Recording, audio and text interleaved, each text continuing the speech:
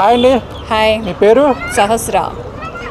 సహస్ర గారు, కుప్పంలో ఒక మహిళను అప్పు తీర్చలేదని చెప్పేసి చెట్టు కట్టేసి హింసించారని చెప్పేసి దానికి బాధ్యత కూటమి ప్రభుత్వాన్ని వహించాలని చెప్పేసి వైసీపీ లీడర్స్ అంటున్నారు. ఏంటి, దాన్ని ఎలా చూస్తారు మీరు? అప్పు చేసింది ఎవరు?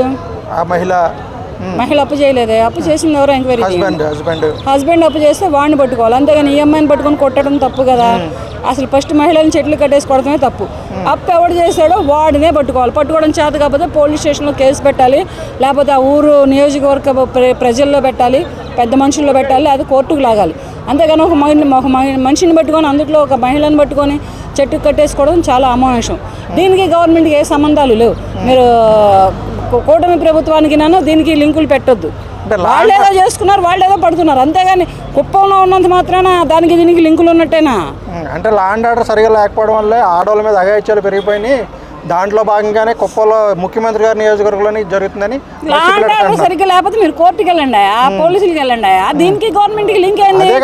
అంతటి చంద్రబాబు నాయుడు గారినే లోపలేసింది లా అండ్ ఆర్డర్, అంతటి జగన్మోహన్ రెడ్డి గారినే లోపలేసింది లా అండ్ ఆర్డర్, అంతటి కవితనే లోపలేసింది లా అండ్ ఆర్డర్, అంతటి రేవంత్ రెడ్డినే లోపలేసింది లా అండ్ ఆర్డర్. ఈ లా అండ్ ఆర్డర్లకి ఈ గవర్నమెంట్కి సంబంధాలు ఏమీ లేవు. లా అండ్ ఆర్డర్ పని చేసుకుంటూ పోతుంది, చట్టం తన పని చేసుకుంటూ పోతుంది. దీనికి ఈ కుటుంబ ప్రభుత్వానికి ఎటువంటి సంబంధాలు లేవు. ప్రభుత్వానికి ఈ లా అండ్ ఆర్డర్లకి, ఈ చట్టాలకి, వీళ్ళు చేసిన అప్పులకి, వాటికి లింకులు పెట్టి లేనిపోని ఇది పెట్టొద్దు మీ మీడియా వాళ్ళు. అంటే పథకాలు సరిగా అమలు కాకపోవడం వల్లే పథకాలకి దీనికి సంబంధమే ఉంది. అంటే పథకం అమలు అయితే ఆ మహిళ కష్టాలు వచ్చేవాడు కాదు, ఆవిడ అప్పు చేయాల్సిన ఆవిడ కష్టపడుకొని బతకొచ్చుగా. అంటే పథకాలు ఇస్తారు, పథకాలు తిందాం, పథకాల మీద బతుకుదామని కూర్చుంటారు. ఏందయ్యా ప్రజలకు కష్టపడరా? ఒళ్ళు ఉంచుకొని కష్టపడి బ్రతకరా? ఎన్నాళ్ళు కష్టపడి బ్రతకలేదా? ఇప్పుడు కొత్తగా పథకం ఇస్తే పథకం కింద బ్రతుకుతారా? ఏం మాట్లాడాలో అన్ని పథకాలు సవ్యంగా జరిగినాయి కాబట్టి ఇటువంటి ఏమీ జరగలేదు. ఇప్పుడు కూడా ఇస్తున్నాడుగా.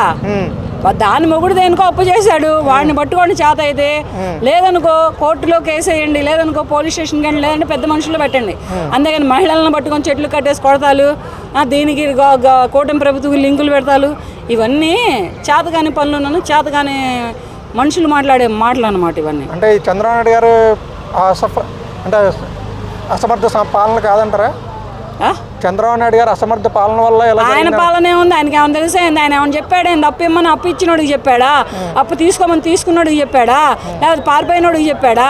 కట్టేసి కొట్టినోడికి చెప్పారా? లేదా కొట్టించుకున్న మహిళకి చెప్పాడా? ఏం సంబంధం ఉందని చెప్పేసేసి అలా మాట్లాడుతుంది. ఇక ప్రజలకి ఏం పని లేదా? లేదా మీ మీడియా వాళ్ళకి పని లేదా? వేసే క్వశ్చన్ కూడా కొంచెం న్యాయంగా వేయండి. అంత అన్యాయంగా ఎట్టేస్తారు చెప్పు. అంటే అమ్మఒడి వచ్చింది కదా, ఇప్పుడు ఒక్కొక్కరికి ₹1,00,000 పైన వచ్చింది, ఒకరికి 50,000 పైన వచ్చింది. 4 పిల్లలు ఉంటే వచ్చింది, 6 పిల్లలున్నా వచ్చింది. సో అంటే ఇది కూటమి ప్రభుత్వానికి ఇది ఒక మంచి పేరు వచ్చే పథకం కింద ఉందని. పేరు వచ్చే పథకం కింద ఉంది. రేపటి రోజున వచ్చేది కూడా మళ్ళీ కూటమి ప్రభుత్వమే వచ్చింది 2029లో. ఈసారి అయ్యేది సీఎం గారు పవన్ కళ్యాణ్ గారు అవుతారు. అంటే జగన్ గారు కూడా మళ్ళీ వస్తే అందరికీ ఇవ్వాల్సిన పరిస్థితి ఉంటుంది అంటారా? చేస్తాడు. ఇంకా ఒకసారి చేసిన అప్పులు సరిపోవా? రాష్ట్రానికి ముంచిన తిప్పలు సరిపోవా? మళ్ళీ వచ్చి ఏం చేస్తాడని ఆయన అయితే రాడనుకుంటున్నాం. ఇక వస్తే ఏమో చెప్పలేము. మరి ఆయన వస్తాడని భయంతోనే ఆయన టూర్లది అడ్డుకుంటున్నారు, ఎస్పీలు వార్నింగ్లు ఇస్తున్నారని చెప్పేసి వైసీపీ లీడర్స్ అంటున్నారు. ఏం చేసినప్పుడు ఏం చేశారు? జగన్మోహన్ రెడ్డి గారు కూడా చాలా చేశారుగా.